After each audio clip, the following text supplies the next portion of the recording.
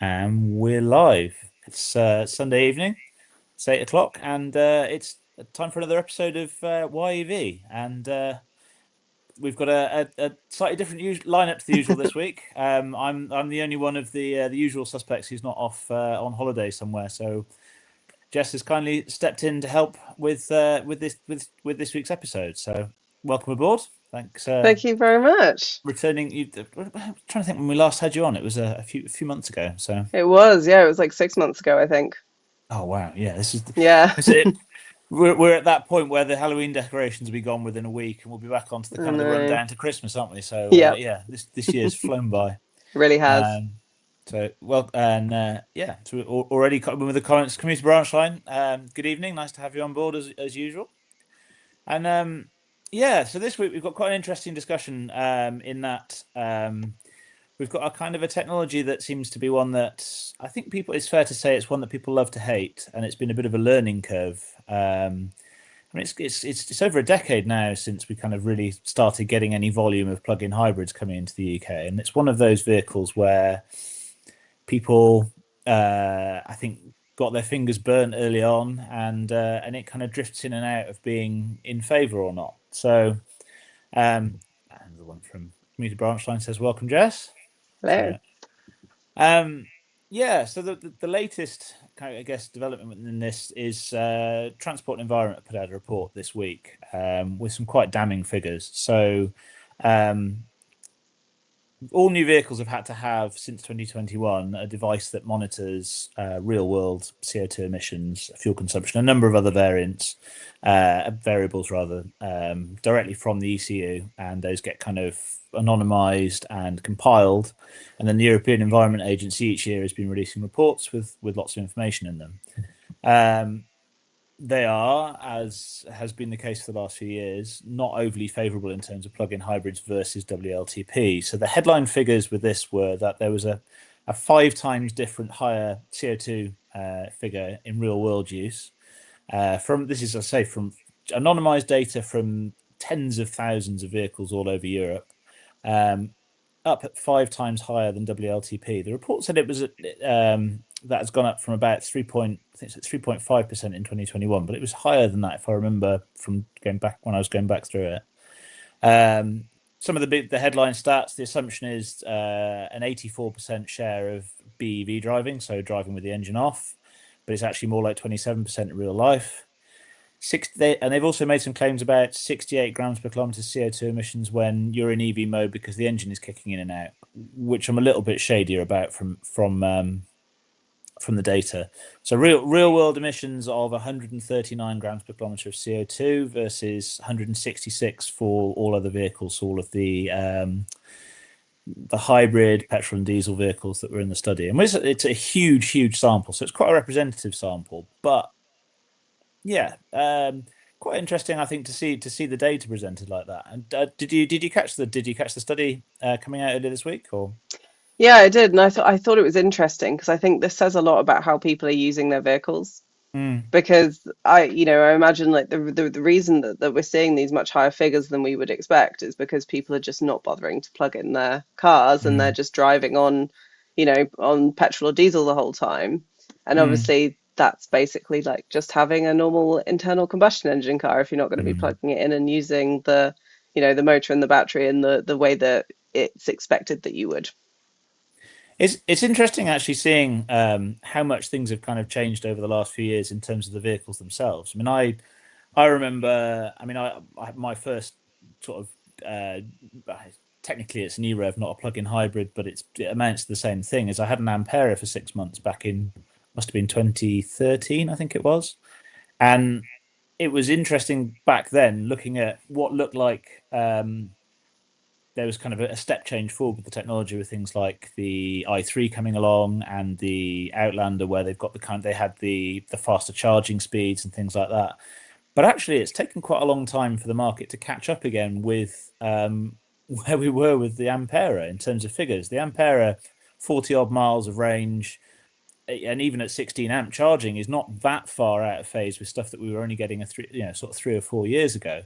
So yeah, it's never kind of those cars kind of looked like they were on their way to something that was going to be like this massive step change forward. And actually, what we ended up with was a large volume of things like we had the 330e and the C class. What was it? The C350e, where they were only doing sort of 15 or 20 miles to full charge, and then had kind of thimble-sized fuel tanks as well because you lost quite a lot of the space to the battery. Yeah, it seems to have kind of gone from back to that, and then all of a sudden now recently we are starting to get some cars coming through like the Volkswagen Group stuff where you've got sort of Mm, meaningful electric miles coming back into them. Um, but it's interesting. I think what's interesting with the study, I mean, I haven't picked through so this is based on the 2023 data. You can download these huge Excel spreadsheets off these and kind of run the data through.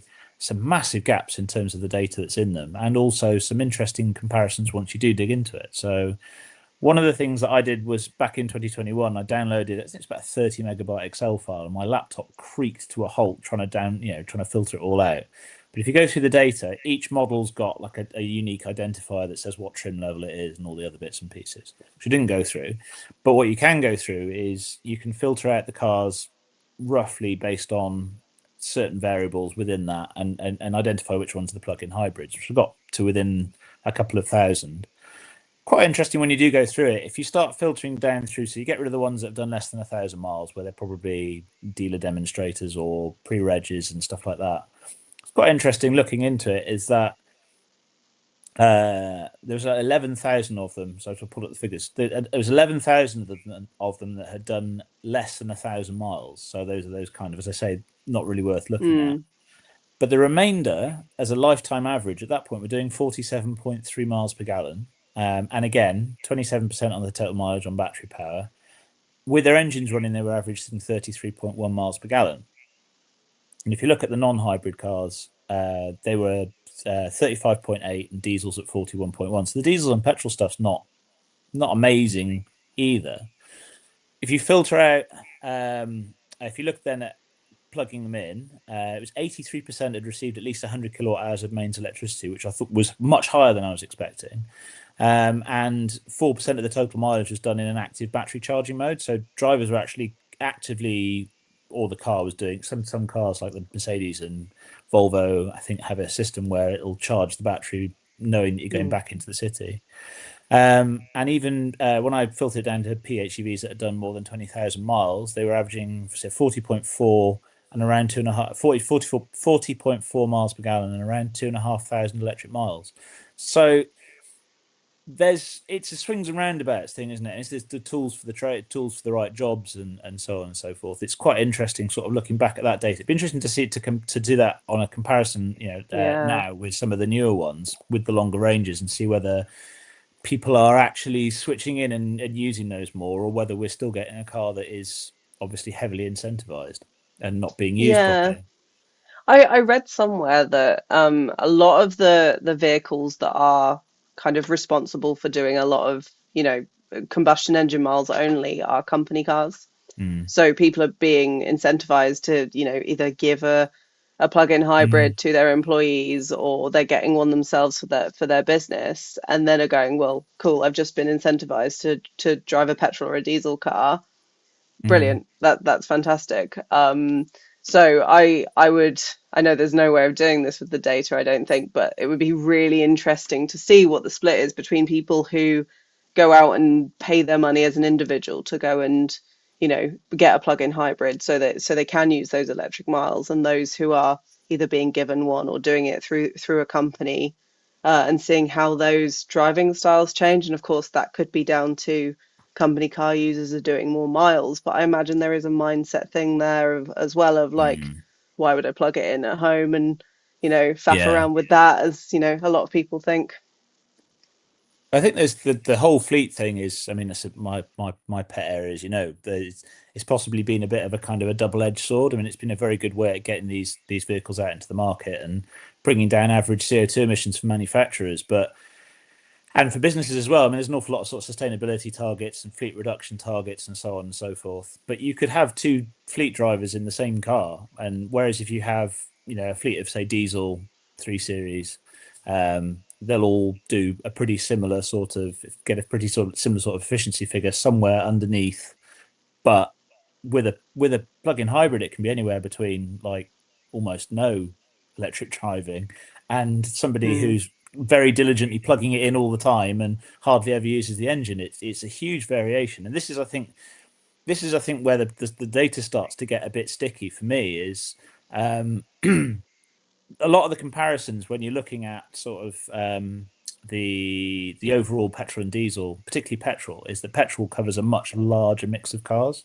So I mean, a mm, petrol car could be anything from like an Up or a Kia Picanto or something of that size, all the way through to kind of high end, sort of supercar type stuff. Whereas plug-in hybrids tend to be sort of quite large vehicles overall, so there mm. is a kind of a weight disadvantage that goes against those vehicles as well, isn't there? So. Yeah, and obviously if you're just, running on your internal combustion engine the whole time, you're going to get presumably fewer or more, no, fewer miles to the gallon than if you were Mm. driving the equivalent vehicle that wasn't a plug-in hybrid, because obviously the battery is going to be adding that extra weight as well. Yeah, that's true. Yeah, it's unless you're kind of using it to charge the battery, but even then Mm, you're going to be struggling to come anywhere near. I mean, whenever I've used them, you can almost watch it swig through the fuel when you run it in the battery charge mode. I guess mm. it's that kind of a tactical thing about balancing out whether you want you know those last few miles of a journey to be electric, or whether you want the overall efficiency to be better. It's uh, Yeah. it's it's a very difficult one, isn't it? And but the interesting thing as well, I mean, it's something like I think 4 in 5 in the UK, I think, are um, company car drivers. And the interesting thing with that is that it's very heavily incentivized. You can almost get the same level of company car tax incentives on those vehicles as you can on EVs. So I have a friend of mine who was looking at Cupra Leon, and he had a choice of I think he had a Cupra Born as well as another Mm, option. But he was saying that, well, I don't have home charging, so I'll probably just go for the Leon. And it's like, no, you need home charging for a PHEV, if yeah. anything more than an EV, because you've got that limited range. I think people have really got that wrong, haven't they? When they've kind of you almost need a vetting process for both for a plug-in hybrid to make sure that people use it properly. Yeah, but then that kind of makes me think, well, why would you get one? I don't know, this might be my Mm, bias because I kind of the way I look at it is if you are plugging it in diligently, you're able to charge at home and mm, you're mostly using just all like full electric power, why don't you have a full battery electric vehicle? mm, So and again, I appreciate that there are many use cases where people might not feel that that's suitable, but certainly in that kind of case where it's like, well, if you have a home charger and you're doing fewer miles, in my mind, it makes me go, just get an EV. But I think a lot of people still see a plug-in hybrid as like a gateway. It's a bit mm. safer than going to full electric just immediately. When actually, I think people are just they would be better off just going to electric or sticking with their older vehicle might also be an option. But yeah, it's way more in my mind, way more related to behavior and mindset and how you're going Mm. to use a car than petrol or diesel or a full electric. There's so many more things to kind of consider about your lifestyle with a plug-in hybrid. Yeah, there really is. It's and you have to I mean, when you get home on a wet night and it's tipping it down with rain and you're trying to get the kids in the house, it is a bit more of a yeah. I guess if you've got the option to not plug it in, there is less of an incentive to do so. I'm just going to pick up on a Yeah. couple of the comments, by the way. Lewis has commented saying, I think they just keep dependence on oil for longer. They absolutely can make people's regular journeys completely electric, which is great. But the charging network now is so good now that long journeys are fine.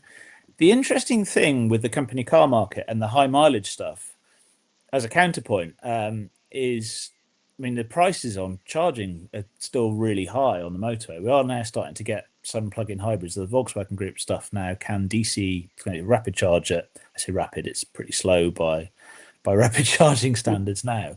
But at what point, I wonder, is it, if you're a high mileage driver, whether you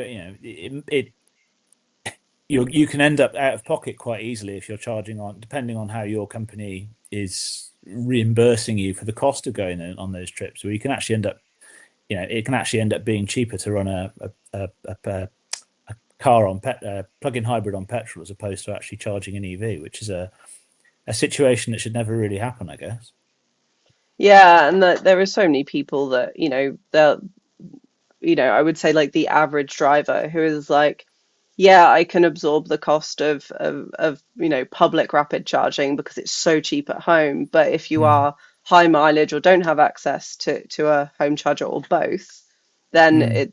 those costs are soon going to be much higher than diesel, especially. And I've done comparisons of this. Anytime that I do a long drive in my EV, I will Mm. then compare it to the Mm. petrol car that I had before I had electric, which was an Arbath 500. So a very specific type of vehicle, but got, Yeah. decent MPG for a little Rory thing.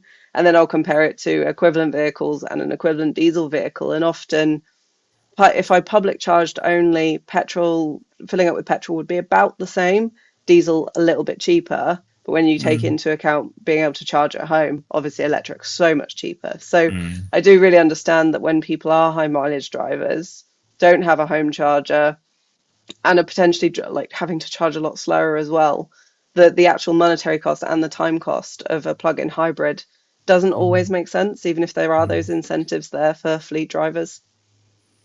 I wonder as well if from a towing perspective, if you're regularly hauling heavy loads, Mm, maybe there's an application argument as well with this in that things like we're starting to see electric pickup trucks coming through now in decent volumes, but in order to kind of, it's in decent volumes, we're starting to get some reasonable range and performance out of the electric pickups that we're getting in the UK now. And actually, we've got an incentive to start having lower CO2 pickups because they're now being taxed on CO2 as opposed to before they mm. were on a flat rate. Maybe we're being wrong-headed about it in terms of where this technology's been. Maybe it's not needed in your kind of your Golfs and your A3s and stuff. Maybe where it's needed is the heavier vehicles where you maybe need an engine to get from city to city without a huge battery on board, but then you do all the local miles on the battery. So it's a strange one, isn't it? It seems like the debates kind of go around and around about the same things, and it doesn't, the real world efficiency debate never seems to get far away from plug-in hybrids. It's a difficult one. It is, Uh, yeah. so Commuter Branchline says the tsunami of mainstream media attacking EV update and Tesla Elon is not accidental. There's clearly an agenda being well funded when you consider the number and frequency of anti-EV articles. Well, it's interesting. One thing I've noticed with plug-in hybrids is they slip in and out of being reported as being battery electric. I know that sometimes you'll see reports where it'll talk about the number of EVs being sold in Europe, for example, and sometimes it'll include plug-in hybrids and other times it doesn't. I mean, I've never seen plug-in hybrid being comfortable with calling a plug-in hybrid or any kind of hybrid an EV. If it's got a Yeah, tailpipe, I it's not. agree. It's not an EV.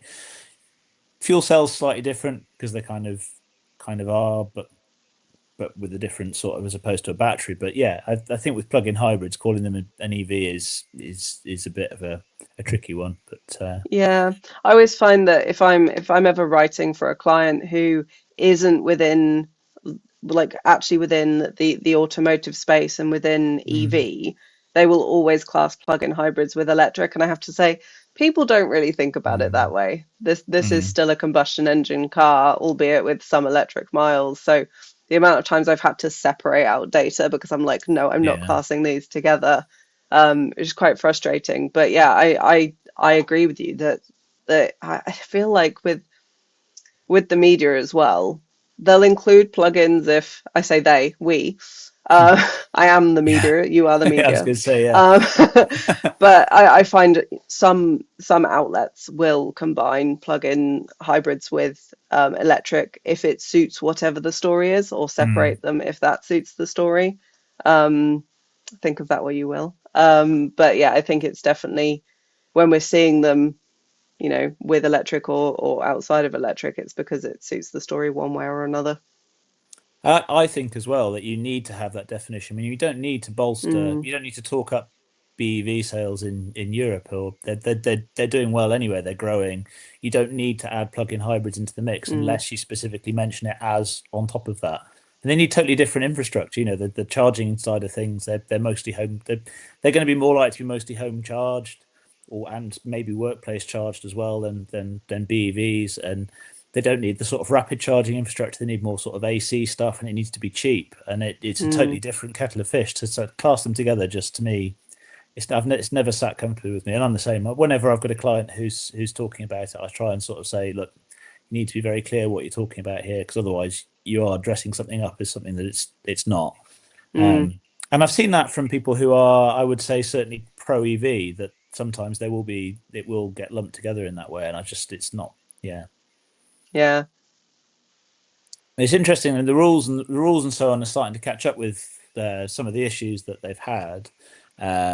So I think we've mentioned this on the show before, is that there's the official figures that you get, the official CO2 figures assume a certain percentage of EV driving overall, and they're reducing that amount. So effectively, that what that'll do is that you'll then end up with a CO2 figure that's slightly more representative. But in the UK, we're not doing that as quickly, which I think is also Mm, interesting. Post Brexit, we are dragging our heels on that. I think it's 2028 that comes in the UK. It's yeah. so we're actually converting figures back to the bad old days. So manufacturers can have a car that's sold here that will have much lower CO2 figures than it does in the rest of Europe, which again seems kind of at odds with quite aggressive CO2 targets and so on. Yeah. We also have there's a lot of talk about the ZEV mandate and kind of that pushing electric vehicles. One of the other things that I think, technology aside, is we're seeing improvements obviously in the vehicles, but you can actually earn credits for coming in under your CO2 targets and add those to your ZEV targets, which is, I don't think, is getting talked about enough. So if you're Mm, under your ZEV mandate targets, you can, if you're performing really well on CO2 for the rest of your range, you can use that effectively as counting it as extra EVs. And again, to me, it seems quite a mixed message to kind of cast out to manufacturers that you can kind of get around it. But then there's a huge amount of pushback in terms of the BEV targets being difficult to meet as well, isn't there? yeah. And I've like if you're an organization who is genuinely trying to reduce your emissions, you want to Mm, act more sustainably, it's actually quite difficult to kind of like keep all of these things together and do the right thing when you're getting so many mixed messages from different mm, places, especially the smaller organizations that maybe don't have the ability to hire consultants and all of the people that mm, know the nitty gritty. So if you're looking at a vehicle and you're like, oh, I do need to tow, so having a plug-in hybrid makes sense because then that means we can do the big jobs, but then we're being a bit more eco-friendly, let's say, as we mm, go about town, to use your example. They're not really getting what they're being told with, mm. when taking into account, like how much are these vehicles actually going to be driven on, electric only power. And it's fine though, because obviously it still fits in with, targets and all of that kind of thing. But realistically, the companies that genuinely value that stuff, they're not really getting what they're looking for with a plug-in hybrid as it is right now. They're also getting the worst of both worlds in some cases, because you Yeah, still have the servicing costs of a yeah. combustion engine, which is and all of the, if you're concerned about these things, about you have a battery that's being cycled more often than you do in Hmm. an EV as well, which is so you've got all of the kind of the legacy. I've used Tim will pick me up on that next week. I've used the word legacy, but you have all of the kind of the legacy issues with servicing an engine that still needs oil and filters and belts and all the other bits and pieces. Plus, on top of that, you then have the, if these things are concerned about, if you're concerned about these things, you then have battery worries on top. So Hmm. it's a double whammy of things to be thinking It about. So is. Yeah, absolutely. so just going back to the comments, we've had a few comments that have come in the background. I'm steadily losing my voice. Sorry. VWID3 6.7. Mike, Tim's dad says VWID3 6.7p per mile. Ford Focus 11p per mile.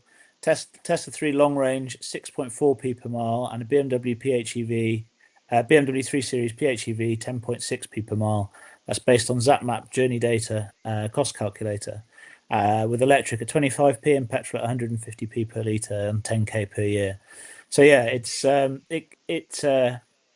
yes, it can make a big difference based Mm. on how you use it. So Yeah, Uh, Lewis adds a rapid charge for a PHEV as a petrol pump. Yes, that's a fair point love too. that. Yeah. The most rapid of rapid chargers.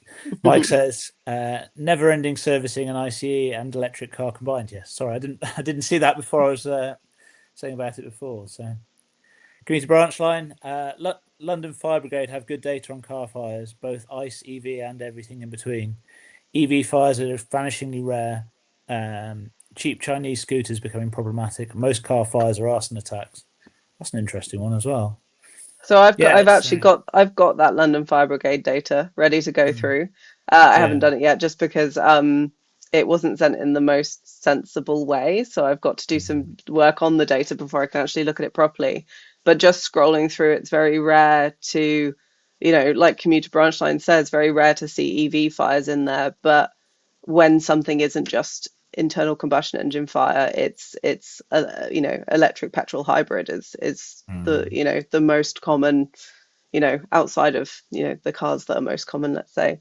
So mm, I'm interested to dig into that data and have like a detailed look, because there's that information that goes around all the time about what catches fire most often, and then it's mm. normalized per 100,000 vehicles. And I did some work on that data, and everyone told me it was really flawed. So I've made it my mission to go out and find data that backs it up, or shows people that it's incorrect. So I'm going to go through that at some point. So maybe this is a good reminder that I need to do that, because I think seeing obviously London, it's its own microcosm of what's going on, Mm. but I think it would still be interesting to see that data. But they're one of the only kind of fire brigades that keeps that information, where they break it down by the fuel type of the vehicle. So it's been difficult to get it from anywhere else.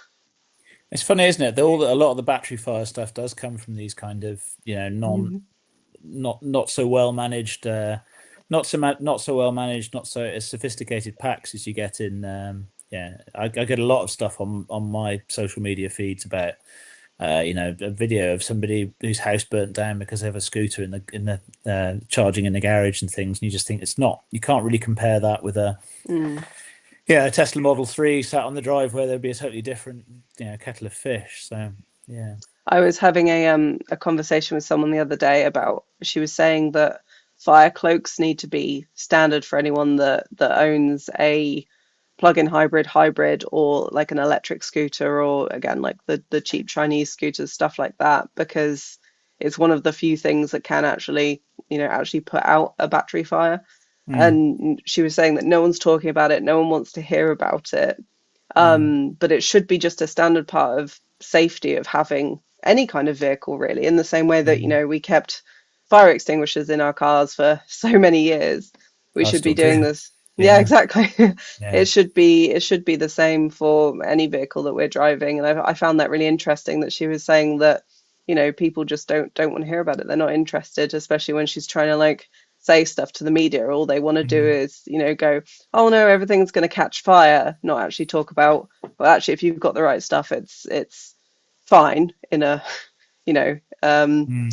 the relative of fine when, a vehicle is catching on fire. But it can not be as bad as people think it's going to be when it's any kind of vehicle fire.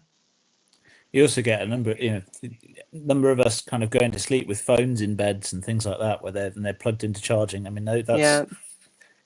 not wanting to create hysteria about battery fires, but yeah, I mean, it's interesting that people will go online and fret about EVs catching fire outside their house and then fall asleep with their phone charging in the bed next to them and getting hot and stuff. It doesn't Yeah, seem to bother or them. or they'll, have a vape in their pocket, and Yes, yeah. well, I know several people that have been burnt by those little things, and Oh, that really? people aren't worried about it. Yeah. People have had like full on burns, like several people I know have had full on burns from, maybe this is the kind of people I'm hanging out with, but yeah, just from the battery doing whatever the battery is doing within those little devices. Mm, And that's why they've changed the regulations, I guess, on that stuff. But people aren't worried about that. No one's going, oh no, this is happening and people are getting burnt. We mm, can never have them. When actually, maybe that is the solution there. I don't know. yeah. Um, Yeah. but yeah, it's just, I think this comes back to how people feel about cars as a like there's a sense of identity to it, and people don't want that taken away. So anything that we can do to say no, this is a bad thing, how we couldn't possibly have a car that doesn't make a noise or whatever people Mm. argue these days. Mm. That I think that's why it's different to how people feel about things that are more risky, like the scooters, vapes, potentially even like the things you use to charge your phone itself, etc. The stuff that sits with all the soft furnishings on your wooden sideboard, yeah, Yeah, in your carpeted yeah, room. yeah, It's exactly. it's quite scary, really, when you think about it like that. But Yeah. yeah, it's. I mean, yeah, it's not. I mean, I don't think it's like a massive. The whole vehicle battery is obviously much more sophisticated, as we know. So it's yeah, but obviously with the plug-in hybrid, you have that. Yeah, I guess a double layer of kind of uncertainty with it. So yeah, what was I saying? So there's Lewis has chipped back in. So back in the comments. So there was a patient in Sunderland Hospital enjoying a cheapy vape while on oxygen. It did not go well. Yeah. Yeah. So, I can imagine. so in with all of this, then I mean, there is a sense, obviously, that I think most manufacturers have kind of generally tended towards this being a transition technology with Mm, plug-in hybrids. We're now starting to see. I mean, Europe, the UK said they're not going to follow on this, but we've got a consultation that's open in Europe at the moment asking for feedback on CO2 regulations. Lots of talk about things like e-fuels. Transport environment were implying that maybe actually the 2035 deadline for everything to go EV could end up being there may be pressure to relax that and keep plug-in hybrids in. Where does this kind of go? I mean, I would what could we end up with a situation where that might end up being the case? I mean, it's hard to imagine walking back from those 2035 deadlines, but everything these days seems to be kind of there seems to be an awful lot of kind of negativity and questioning of it. And for me, it seems so premature to even be thinking about adjusting those at the moment. We're such a long way away from that deadline. yeah, I agree, and I think there's so much politics in this, as I'm Mm. sure everyone is aware. No one wants to be the person to say we're definitely doing it. We're Mm. definitely going. We're definitely, stopping the sale of combustion engine vehicles. We're going full electric. That's it. Like no one wants to say that, because then everyone that is against that idea is going to be like, well, I'm not going to vote for you. So Mm. saying things like we'll include plug-in hybrids, or we'll Mm. include this, or whatever, kind of concessions they can make, it makes them seem like a safer bet. But obviously what that does is that then clouds the reality of the situation, because no one really knows what's going on. No No. one, like, Yeah. us people who aren't, in politics or aren't interfacing with this every day, it's really, really difficult to get an idea of what the real picture is here, because everyone is hedging their bets. We Mm. might include this, we might do this, we might push this or move something forward, because we don't want to make the firm decision, which is probably the right decision to go to actually move forward with what we've decided. Mm. But we don't want to be the ones to say that. And I think that makes it quite difficult to know what's coming next, or know what actually should be done, because everyone's thinking about their own agenda. Well, this is the thing. If plug-in hybrids are going to be allowed after 2035, people need to keep developing Mm, better and better combustion engines, cleaner, more efficient combustion engines. And if they're a dying technology, then that needs to be decided now. It's going to be better to focus all of that, refocus all of that engineering talent on doing the things that are going to be needed after 2035 than to kind of there's no it as close as it might look in terms of, and we've talked about how people lump the two together. The technologies underneath are fundamentally very, very different, and the R&D mm, processes and things that deliver them are so totally, totally different that that clarity is urgently needed now. It's interesting, actually, with the 2035 stuff. There's the concession has already been that there's a proposal to include e-fuels from 2035, albeit not in the UK, just in the rest of Europe. E-fuels have got an enormous like hill to climb to get anywhere near yeah. being anywhere, a mainstream transport fuel. I always Hmm. find it remarkable when people talk about how much the charging network needs to develop and so on. And I think I've got one, two, three, four potential charging points for cars in the. I mean, not that I ever do that. But there's wherever there's power, there's fuel for an EV, basically, Mm, uh, to an extent. Sorry, I take no responsibility for overheating plugs here, but the point mm, stands is that there's electricity everywhere. The e-fuels thing is just seems like it seems an awful lot to kind of expect that things might continue. And again, that blurs the lines, doesn't it? Because you're then yeah. potentially continuing with a technology that, that may not be there and may not be a demand Yeah. for elsewhere. I've I think e-fuels as well is one of those things that has so much promise on paper because people are Mm, like, wow, I can be eco-friendly driving, my beloved, petrol sports car.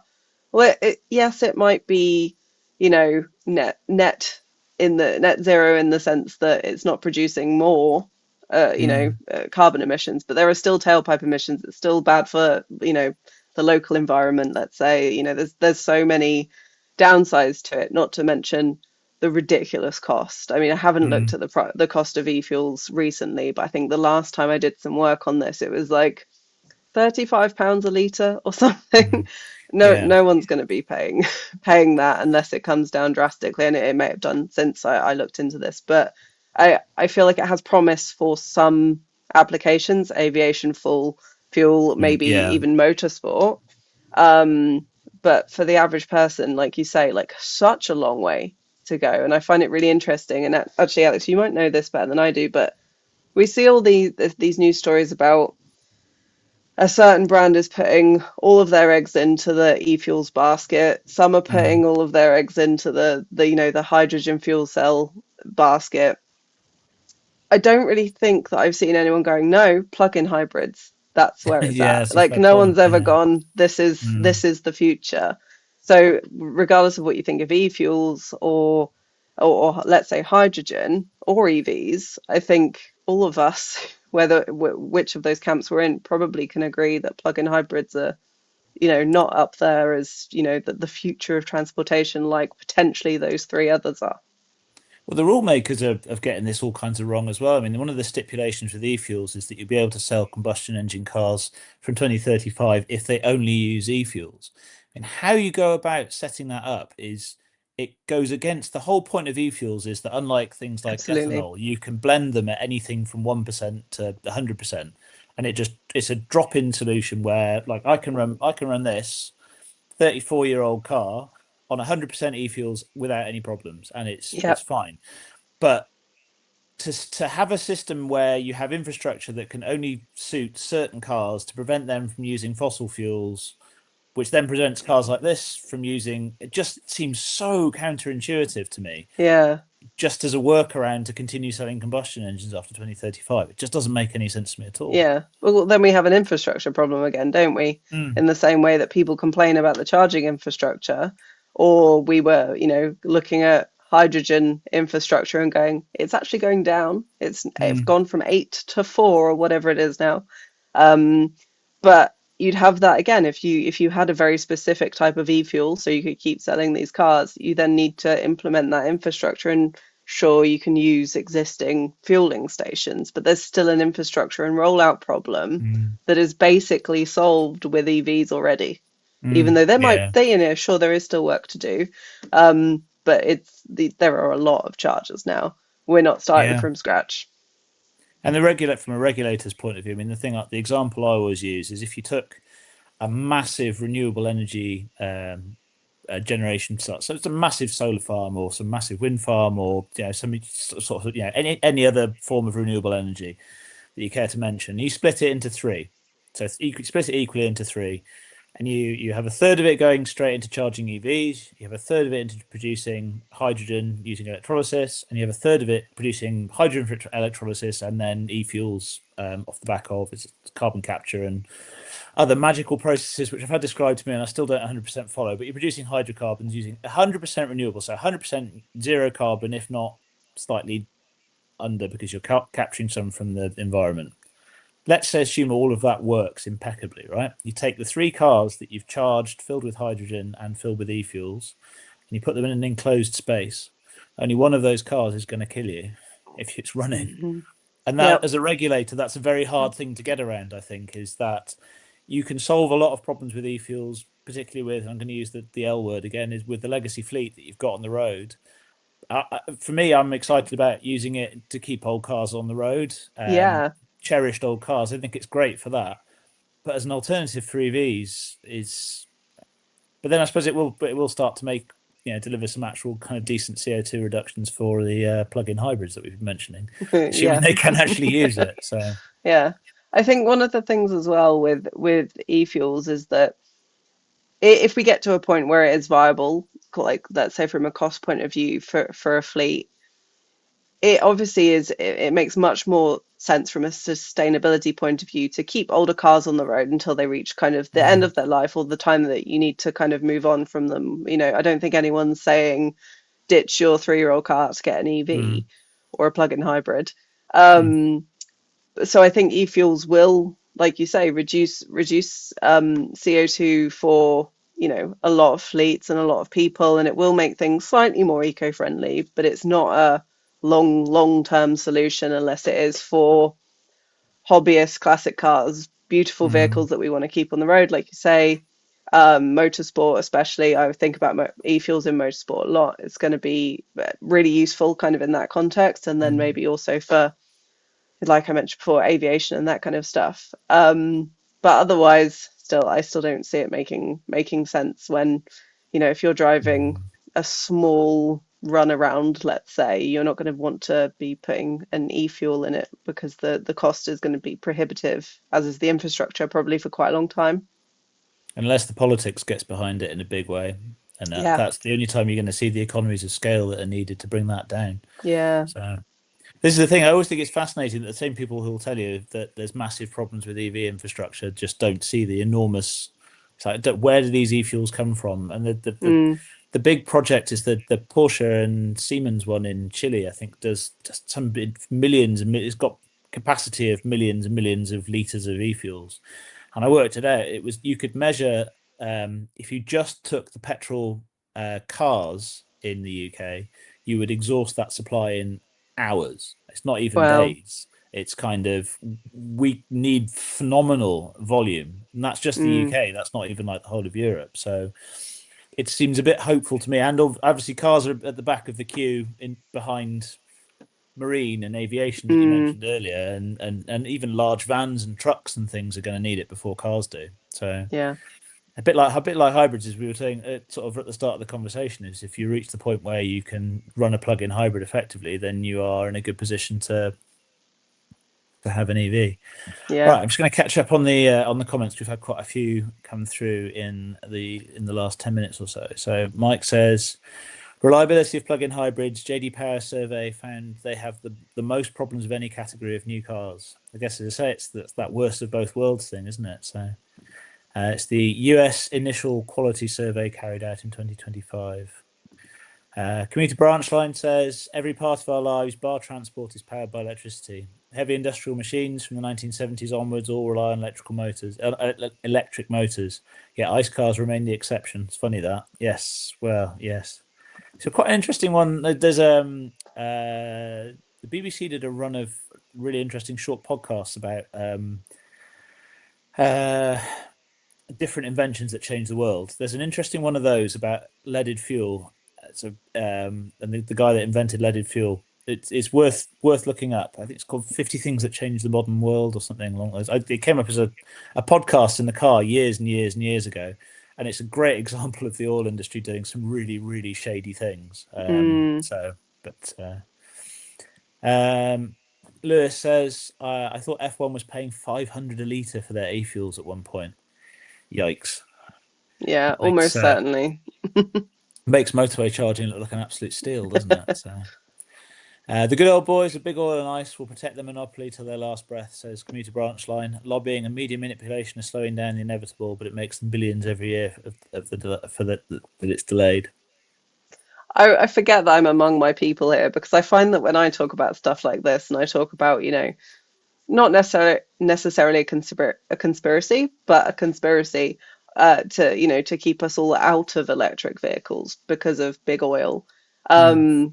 I tend to not say it as explicitly as I might want to, but then yeah, I'm among friends, it's fine. You guys get it. I always find it interesting with as well with the people always say with EVs, yes, but where does the power come from? And it's actually really interesting. You can actually really easily trace that. You can get the carbon intensity, including generation and transmission, and you know exactly how much now you're putting into your vehicle. So you can actually calculate exactly well to wheel the CO2 figure for the CO2 emissions of driving around in an EV.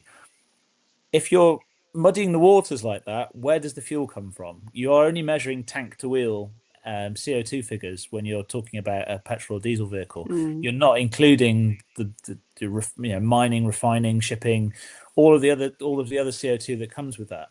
Now, that's the other interesting thing that comes with the plug-in hybrids is that you're actually, if you're counting the EV range as 0 grams per kilometer, and you're also counting just tank to wheel for the ICE mileage, you're getting a double whammy of CO2 that you're not counting in that. It's a completely yeah. and obviously that figure is also arbitrary as well. So it's a huge amount of complexity. Yeah, So, yeah, and that's difficult for the average person as well to not necessarily to get their head around. I think people can get their head around it, but they don't know about it. So, you're mm, the average person who thinks, I'm not ready for an electric car, but I've heard that plug-in hybrids could be the slightly more eco-friendly choice. Let's go get one. Well, actually, not necessarily that's being missold, but it's a lot more kind of complex than what you see on the surface. So actually your purchase that you think is green and you're doing your bit for the environment isn't actually necessarily as green as you want it to be. And mm, I think that's a shame for a lot of well-meaning people who maybe mm, don't know enough about what it's like to drive a fully electric vehicle and how easily that might fit into their lifestyle, which would be the greener choice. They're not getting that information, or they're having to wade through so much misinformation that they go, safer to get a plug-in hybrid. I'm still doing my part, when actually it's not really as good as it sounds. mm. It's interesting that the T&E report mentioned about I think it's the CO2 emissions in BEV mode and the engine kicking in. It's one of those. I'm sure Kevin's played this game as well, where it's so you get the little power gauge and it's like just showing you where you're about to like you're trying to keep it underneath that before the engine kicks in. But it's nice with always nice with an EV that you get the full EV experience, but you don't then you can get the full power without worrying about something this kind of thunk of this engine kind of kicking in Mm, and yeah, and also, I mean, it's worth remembering as well that obviously the least efficient you can have, the least efficient, most polluting that you can have, an ice is, a combustion engine is when it's cold. So you mm. suddenly get this engine that kicks in from being stone cold and maybe doing, and gets full demand on it, not necessarily at the right time either. So it's a Yeah. complex one, isn't it? It is, yeah, yeah, and I hadn't even thought about that because obviously if you're driving an internal combustion engine vehicle from your house and you might be thinking, okay, I want to drive more efficiently, so I'll go a bit slower, I'll take it a bit more easily until the car's warmed up. But obviously, if you're driving along and don't really, other than just looking at that gauge, have control over when you're in a hybrid, when your internal combustion engine kicks in, you're going to be going from cold to 40 miles an hour, whatever it Mm. might be. And then that's going to be even worse for your efficiency. And I'd never even thought about that. And, I do this every day. I had a really interesting chat with some guys that were developing oil formulations a few years ago, and they were saying it's a whole new. This is got a bit nerdy here, sorry, but they're saying that it's a whole new set of demands on oils. Is that instead of Mm, having something that gently warms up, you could have a vehicle where the engine kicks in doing 70 miles an hour on the motorway and going up a hill from completely cold. You've never had to deal with that in terms of formulating, lubricants for those. It's bizarre. So. mm. And you could then kind of extrapolate from that those engines are going to be working harder from Mhm. from being put through that stress cold, more times in their life cycle. So is an engine in a plug-in hybrid vehicle gonna last less long, like less amount of Mm. time, less amount of miles, revolutions, whatever, than in the equivalent vehicle that doesn't have the hybrid element? I've got a few more comments. Where are we?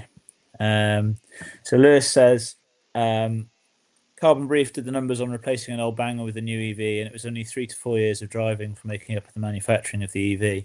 This is the other thing that gets, I think, everyone gets swept up with the idea that the EVs cost a huge amount, it could produce a huge amount of CO2 during production, and forget how quickly and also how much greener they get over the life cycle. I mean, Yeah. a Leaf used today is greener than it was 10 years ago, which is Hmm.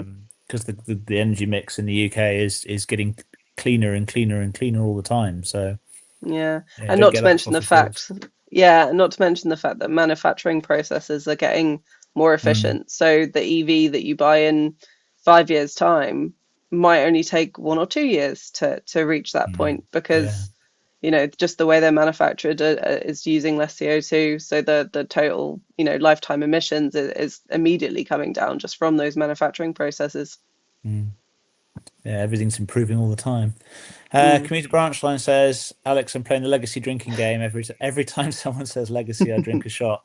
I hope you're not getting. Oh yeah, I'm not getting you too drunk then. Hopefully with this, but and Community Branch Line says, type in UK Grid Live for live generation data. I mean, I worked it out. I mean, for the van, the sort of staggering thing I think with I went to go and get some super unleaded for this in a jerry can, and I worked out the jerry can had roughly 45 kilowatt hours of energy and super unleaded in it, and I can carry it in my hand. This uses it in about 45, 50 miles. The van, which has got 7 seats, will do 130, 140 miles on the motorway with that same amount of energy. And when you start to look at it like that, it's like maybe this is where we need to start finding a way of making that whole thing relatable so that people can see, Mm. it Yeah. just how different it is. I think that's the thing, like with any of this stuff, and regardless of what your mindset is for getting an EV or not, or getting a plug-in hybrid or not, you you need to be able to kind of understand like how are you driving day to day Mm, in whatever car you're in, and like how does one from the other translate for your exact situation. And there are so many people out there, and obviously I'm guilty of this, talking about, well, this is how I drive my EV and it's easy, why isn't everyone else doing it? But mm, actually I think we're there's two sides to this. We're one overcomplicating it. It's just a car, you refuel it, you drive. But mm, also sometimes we do need the data and the different use cases and just loads of different people saying this is how I use my car and this is how it would mm, compare.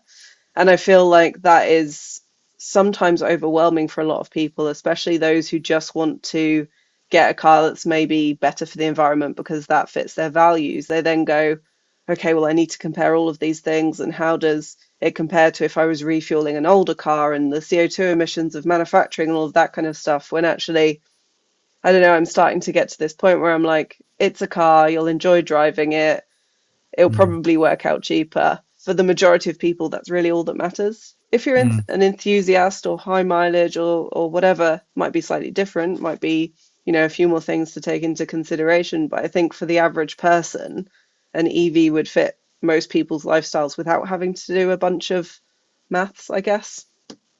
I think one of the ones where I would say that there is a bit of perhaps a bit of a role for PHEVs. And again, this is without looking into sort of detailed reliability data, because obviously I know that's come up on this, is actually I mean, there's a glut of things like Outlanders and so on that were sold into fleets years and years ago and are now getting down into that kind of slightly more affordable range where they're Mm, a little bit cheaper than kind of the you can at the moment get plenty of long range one car family suitable EVs without a huge change as long as you I mean semi dependent on having home charging.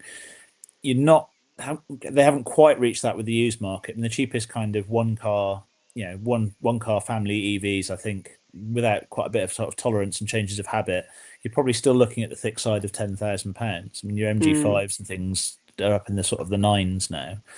Um, Something like an Outlander would be a useful, an early Outlander might well be a useful step in the right direction for somebody who would get an EV later. I could see that there might be a use for them in that market, but yeah, I think it's the issue is the technology with the on the EV side has come along so quickly, and actually, I think that if you start to stall the regulations and start to look like there's going to be other things that are allowed, you run the risk of creating a self-fulfilling prophecy, I guess, where the technology doesn't evolve quickly enough because it hasn't had to. I think this big Yeah. post Dieselgate push for EVs has delivered the sort of impressive efficient performance improvements and cost reductions that are making EVs that much more appealing and much more mass market than they were able to be a few years ago.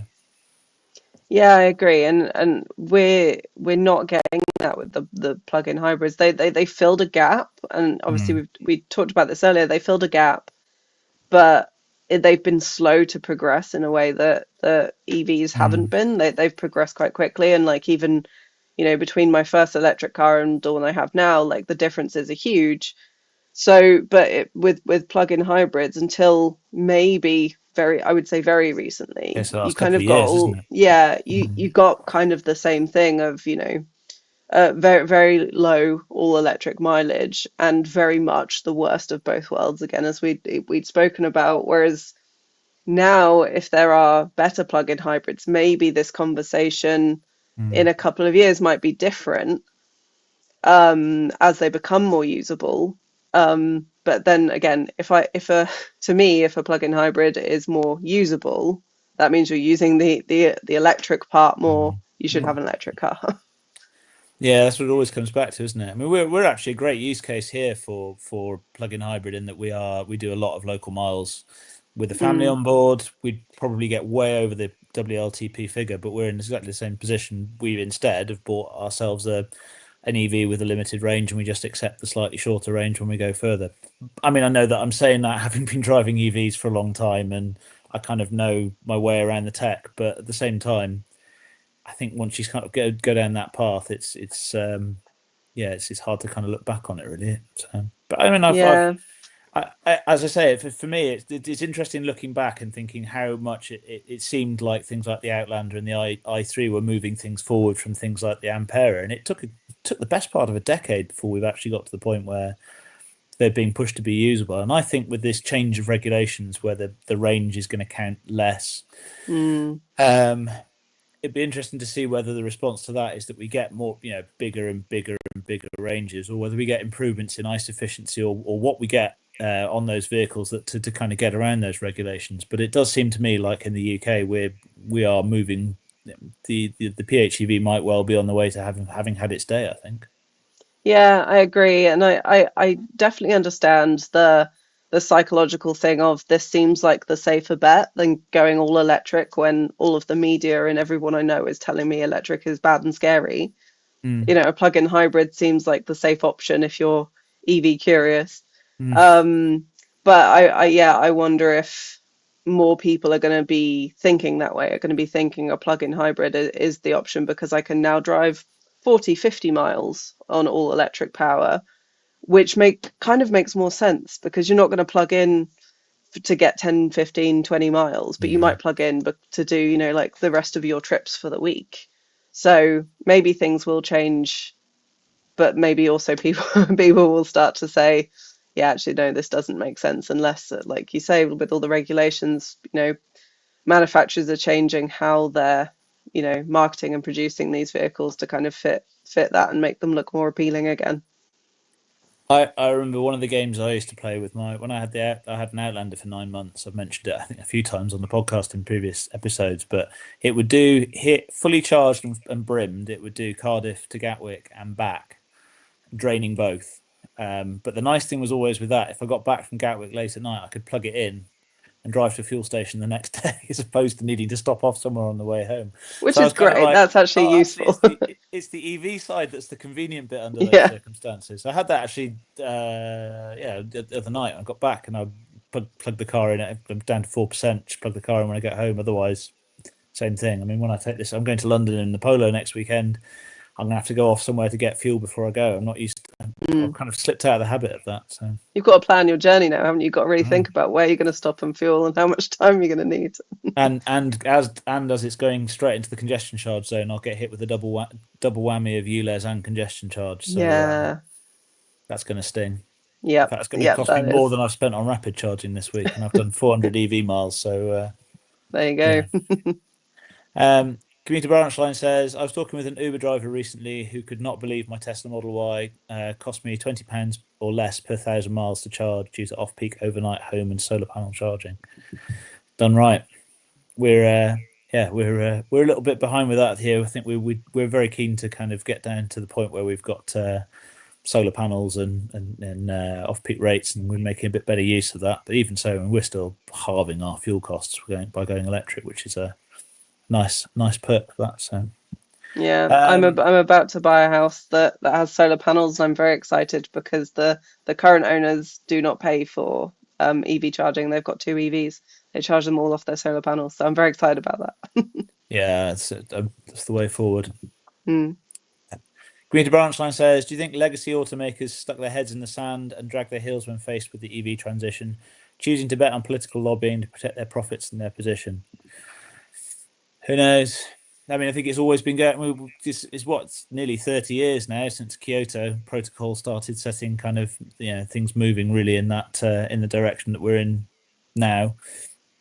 And I think there's perhaps been an over reliance on technology that hasn't lasted, but it'd be interesting to see whether what happens now over the next few years with plug-in hybrids. But my sense Mm. is that with we need to kind of have a clear direction of travel with these things to make sure that the efforts get channeled into where they're needed, which is looking increasingly like it's going to be EV related. So Yeah, I agree. And I don't think the legacy automakers are necessarily have stuck their heads in the sand. I think they've been so aware of everything mm, that's changing, everything that's going on, but dragging their feet, yes. And I mm. think they've, because it's so important to them that they get this right, but they also don't want to change everything that they're doing, or a lot of them don't, let's say. It makes sense to keep more of an eye on politics before making a move, and obviously that timing is crucial, as we're already seeing that with some brands and how they're responding to newcomers like, well, originally Tesla and then everyone that's kind of come after. That's the thing, I guess. If you put all your eggs in one basket and go EV, and then you end up with a change of politicians in power, and they go do a U-turn on it, you're completely scuppered, aren't you? So Exactly. yes, I've realised that we are over our hour. So yes, no, it's an interesting one as always. Mike's commented and Mm. said thanks everybody. Nice to talk to you again, and good. Thanks to everyone who's kind of tuned in and commented. It's always useful to kind of have you guys on board as well. So are you up to Absolutely. anything interesting this week? Not this week. I've got a deadline that I'm finishing off, so I'm head down working on the not very exciting work, but then I'm prepping for National EV Week in December. So that's going to be a bit more interesting. And then it's my birthday at the weekend. So Ah, yeah, happy a nice birthday. mix of things this week. Thank you. I'm on my usual secret squirrel, similar avalanche of deadlines and other bits and pieces going on, and half term. So I'm on a three Mm, day week this week. So, but I will be in anyone who's in London next weekend. I'll be on Pall Mall with the polo, doing a 50 years of polo celebration, which I'm really looking forward to. So if you're about and you're in town, I'll do pop over and say hi. It'd be good to meet you. So, but in the meantime, thanks as always for tuning in, and I'll see you next week. And I don't think Tim yet has managed to secure any music for the end of the show. mm.